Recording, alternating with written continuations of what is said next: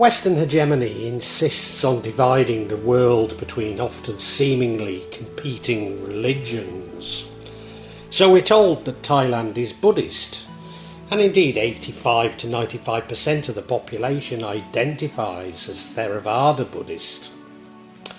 The Buddhist clergy, the Sangha, consists of two main schools of Theravada Buddhism, the Mahayana and the Dharma Yukatika. The former is older and more prevalent within monastic community.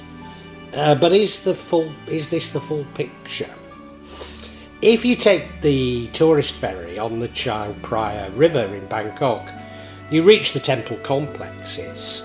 But along the way we're reminded of the Chinese and Vietnamese populations are either Mahayana or Theravada Buddhists.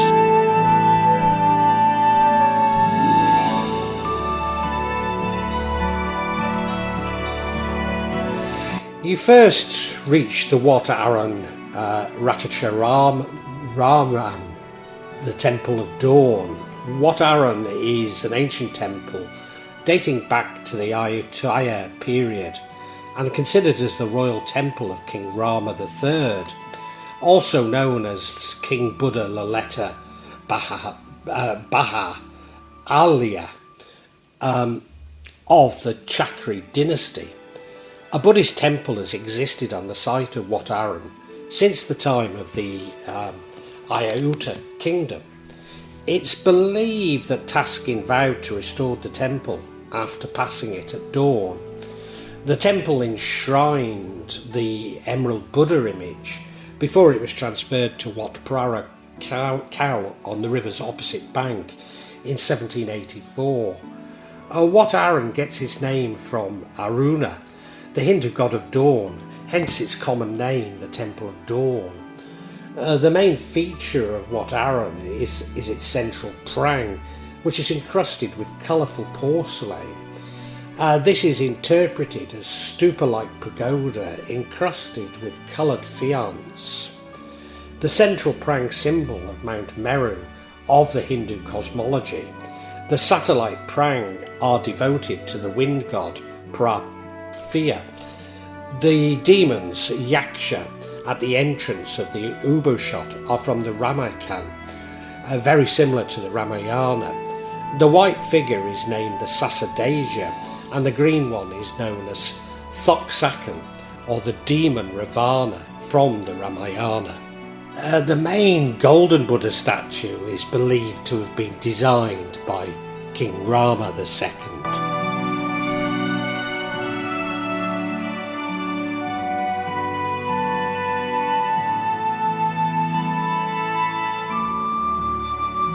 On the other side of the river, and a short ferry ride, you'll find Wat Praha, Chetupon, Wimon, Mangakalaram, Matachararam, Harian, or Wat Po complex. The date of construction of the old temple and its founder are unknown, but it's thought to have been built or expanded during the reign of King Pratachara 1688 to 1703. The southern section of Wat Pro used to be occupied by part of the French Star Fort that was demolished by King Pratachara after the 1688 siege of Bangkok. After the fall of the Ayutthaya in 1767 to the Burmese, King Taskin moved the capital to Thonburi, where he located his palace beside Wat Arun on the opposite side of the Chao Praha River from the Wat Pro. The proximity of Wat Pho to the royal palace elevated it to the status of being a Wat Luang, a royal monastery. Theravada is most commonly accepted name of Buddhism's oldest existing school. The school's adherents, termed Theravadins, have preserved their version of Gautama Buddha's teaching, or Buddha Dharma, in the Pali Canon for over 2 millennia. The Pali Canon is the most complete Buddhist canon, surviving in the classical Indian language of Pali, which serves as the school's sacred language and lingua franca. In contrast to Mahayana and Vajrayana, Theravada tends to be conservative in matters of doctrine, prayati, and monastic discipline, Vijnana. One element of this conservatism is the fact that Theravada rejects the authenticity of Mahayana status, which appeared in the 1st century BCE onwards. Modern Theravada derives from Maharavi order, a Sri Lankan branch of the Vibhajavada tradition, which in turn a sect of the Indian Kshatrivara Nikaya. This tradition began to establish itself in Sri Lanka from the 3rd century BCE onwards.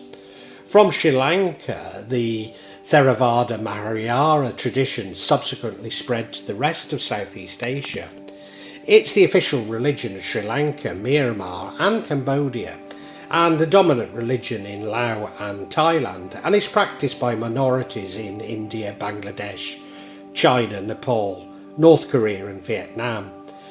During the modern era, new developments have incorporated Buddhist modernism.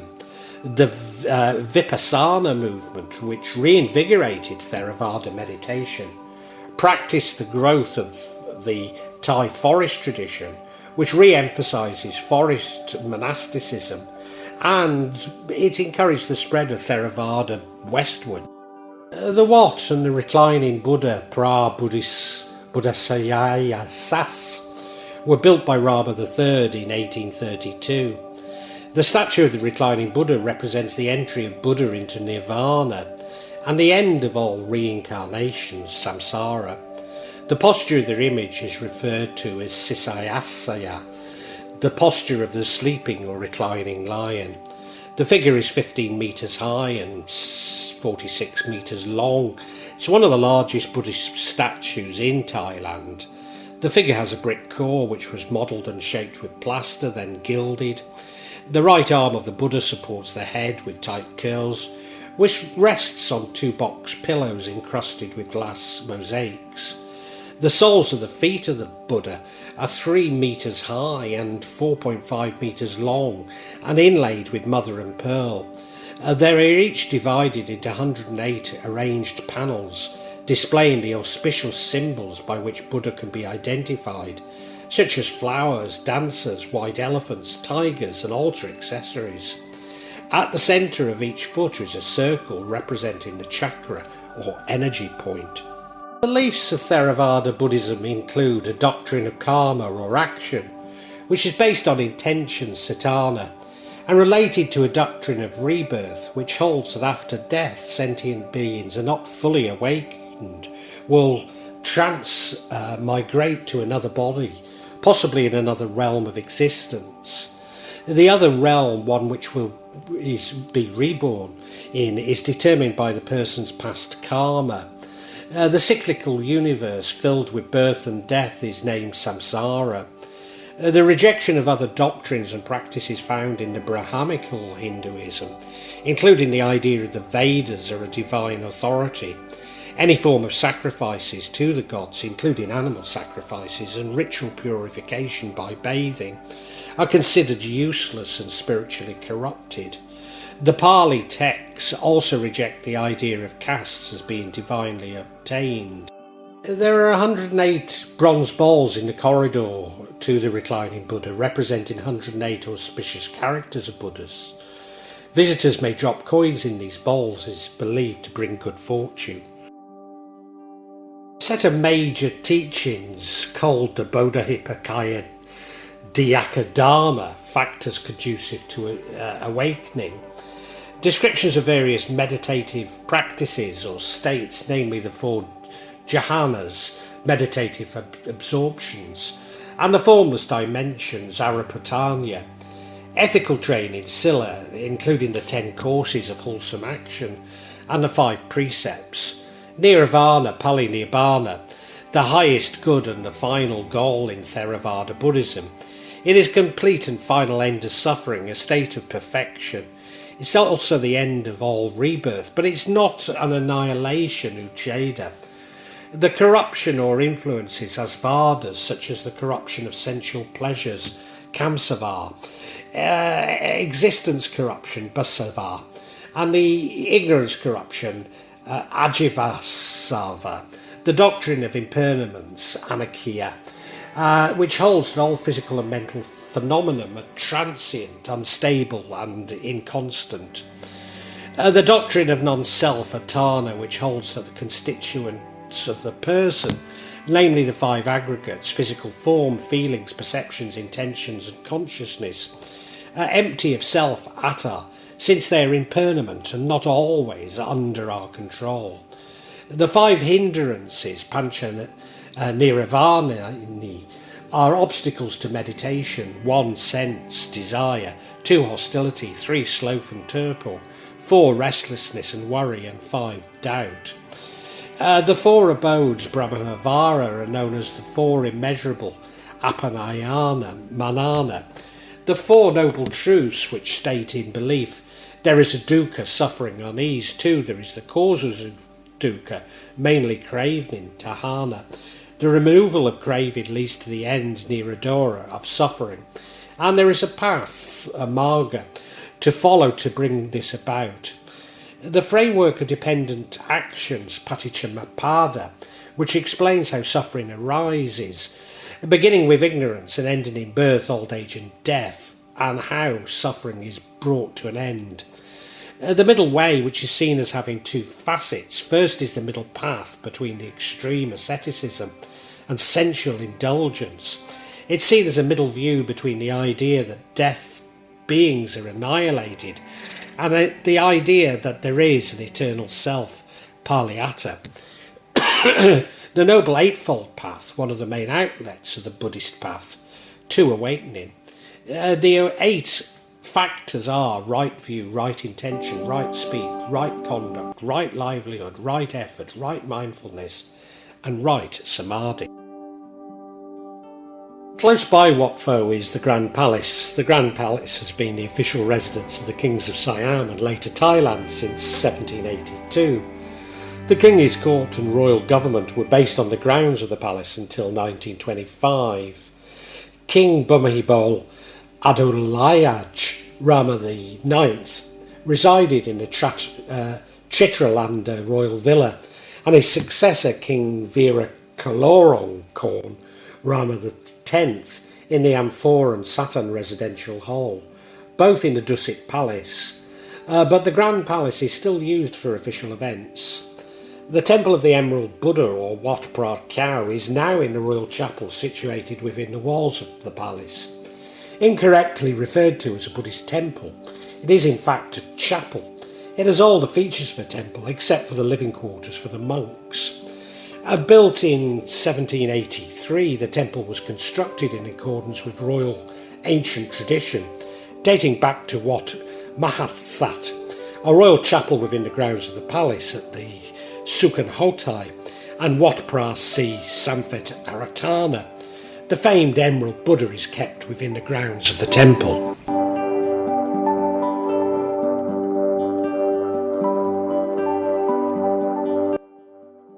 In these next clips we'll see the lion dance from the Chinese tradition, which predates Buddhism, although it's been incorporated into Buddhist traditions. This was filmed during the Western New Year, and it's more associated with the Chinese New Year. The tradition itself, however, is practiced throughout Southeast Asia. The Chinese lion dance is normally operated by 2 dancers, one of whom manipulates the head while the other forms the rear end of the lion. Chinese lion dance fundamental movements can be found in the Chinese martial arts and is commonly performed to a vigorous drum beat, as you will hear. Interestingly, the lion dance, Riog, is also performed near my home in Java at Ponorogo. Whilst it may be influenced by Chinese tradition, it is believed to be authentically Javanese. Nevertheless, the origins and cultural ownership of Riog dance have been the subject of dispute and controversy with Malaysia.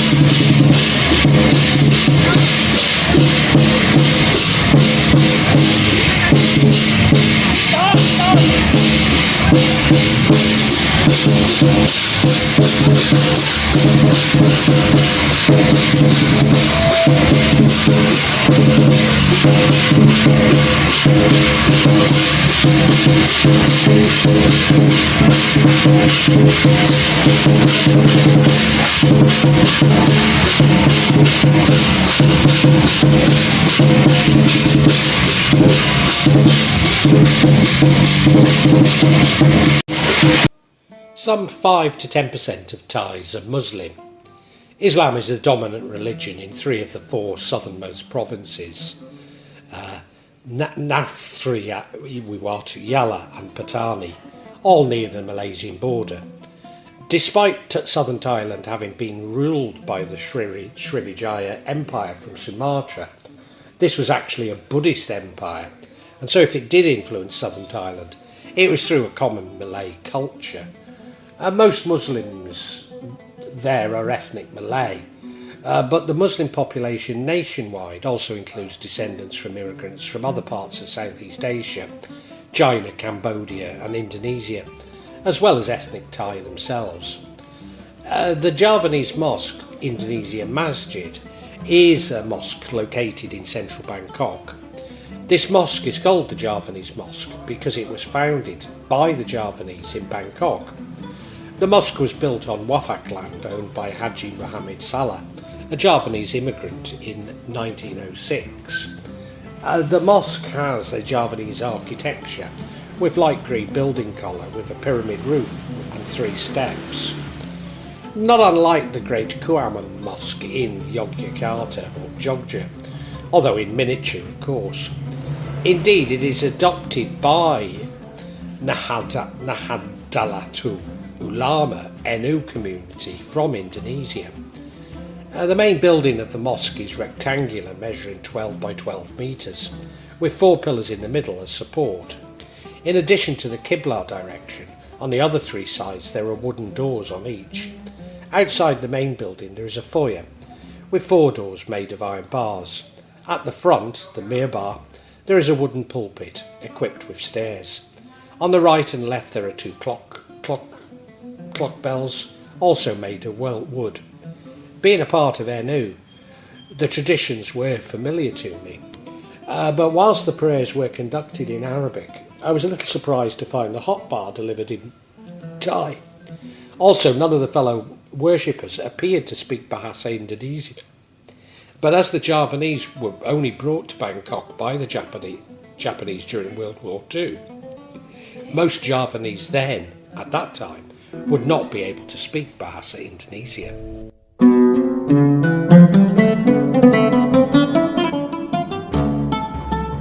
In common with Southeast Asia, most Buddhists incorporate Hindu and animistic practices into their worship.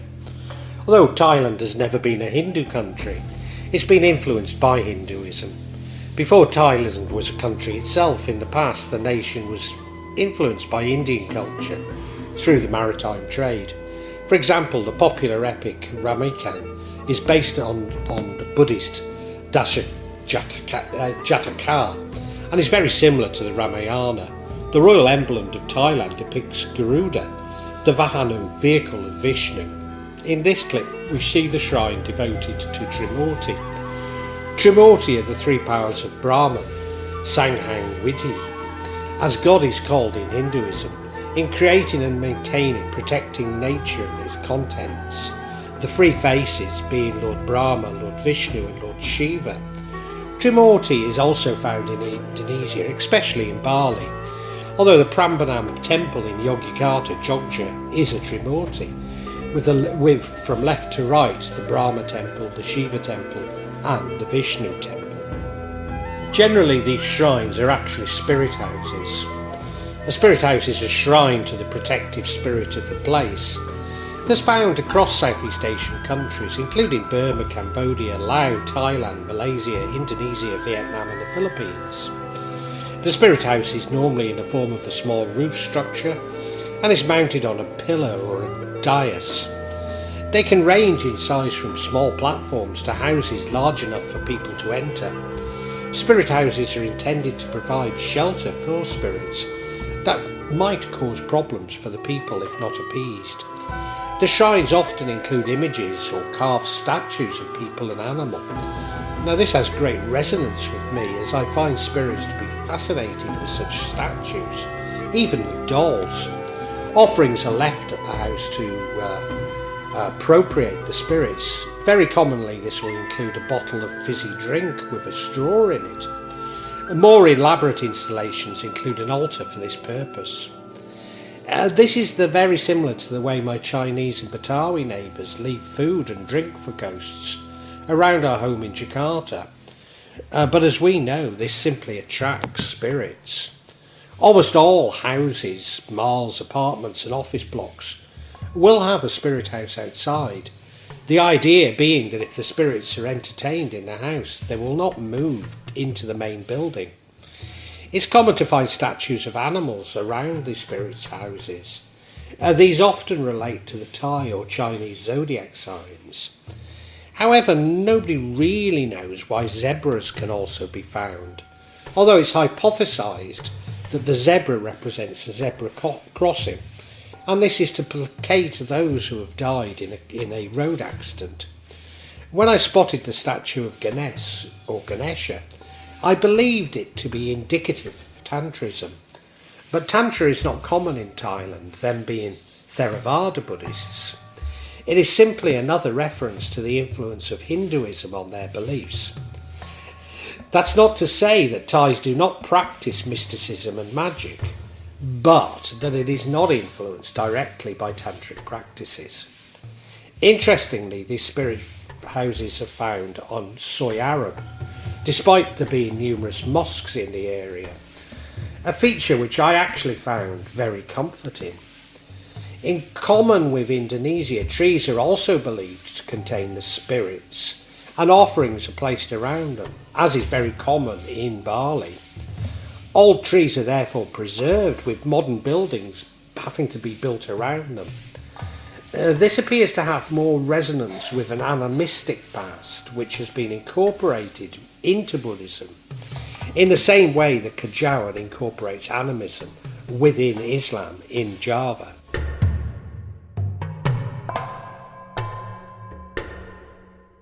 Yantra is a geometric diagram, mainly from the tantric tradition of the Indian religions. Yantras are used for the worship of deities in temples or at home, as an aid in meditation, used for the benefits given by the supposed occult powers based on Hindu astrology and tantric texts. They are also used for the adornment of temple floors, due mainly to their aesthetic and symmetrical qualities.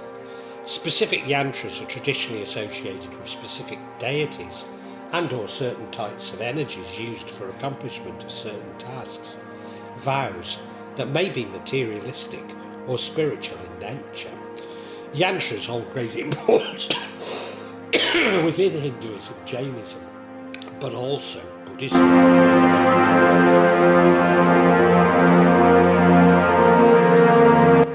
What should be apparent is that there are huge similarities between Javanese Kejawen and Thai Buddhism, a point that was completely lost on a drunken Australian who seemed to want to fight with me at Checkers Bar on Nana. He seemed to believe that as a Javanese Muslim, I was personally responsible for the Bali bombing. Undoubtedly, I was also responsible for the atrocities in New York, and personally was involved in the barbaric executions of people in Saudi Arabia. Oh, and also that I insist that my wife wears a hijab all the time, even though she was sitting next to me without one. And as I say, he seemed to think I was personally responsible for the Bali bombings, despite the combined deaths of Indonesians and British, nearly equaling those of the Australians.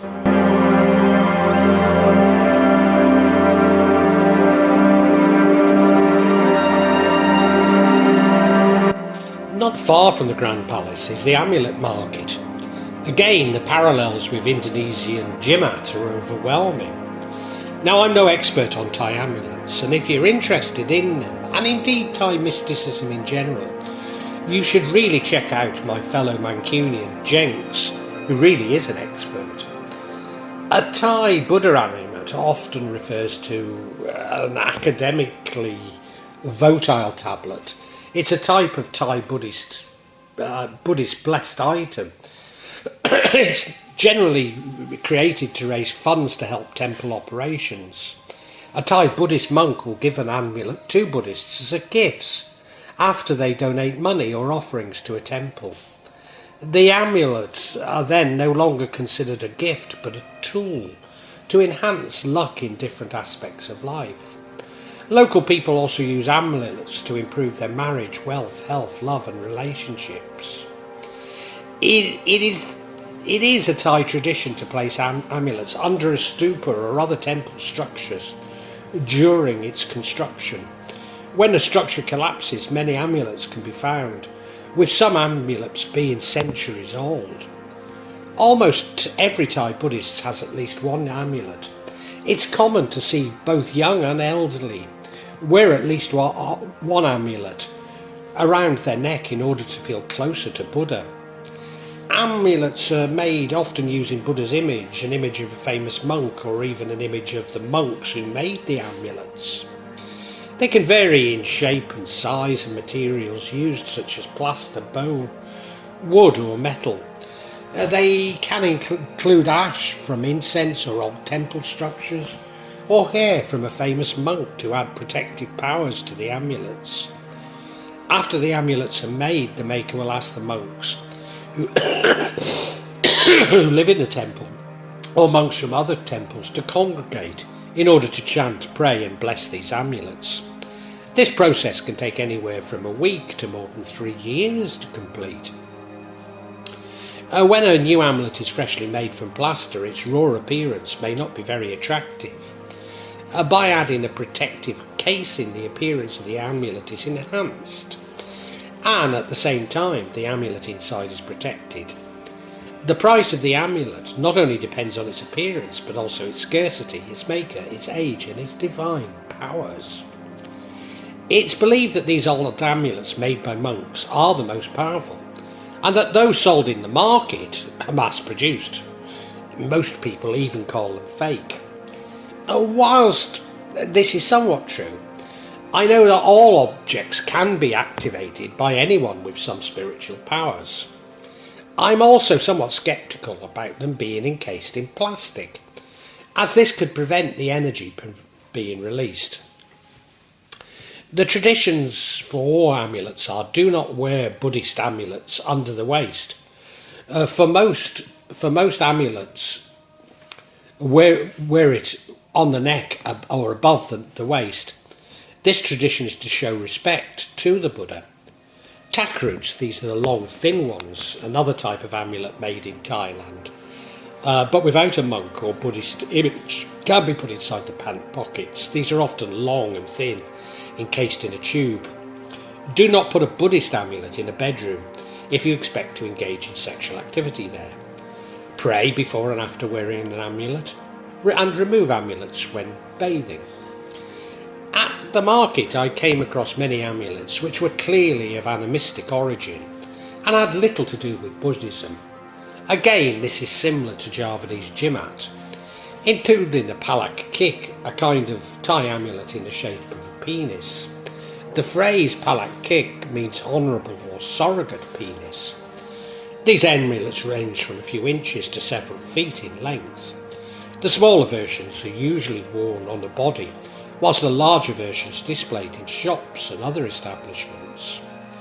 And the gumanthong, the golden baby, Although this is somewhat incorporated into Buddhist tradition, I believe this to serve a similar purpose to a toil in Indonesia, and is used to steal wealth for the owner.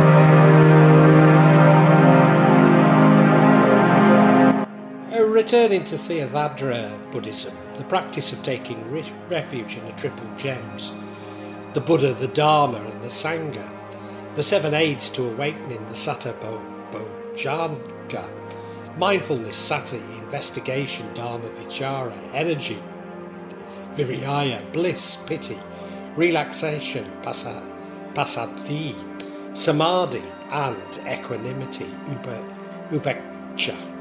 The 6 senses, salatayana, and corresponding theory of sense impression, phasa, and consciousness, vijnana. Various frameworks for the practice of mindfulness, sati, mainly the 4 satipatthanas, establishment of mindfulness, and the 16 elements of apananasti, mindfulness of breathing. Again, the parallels with Kajawan are just immense.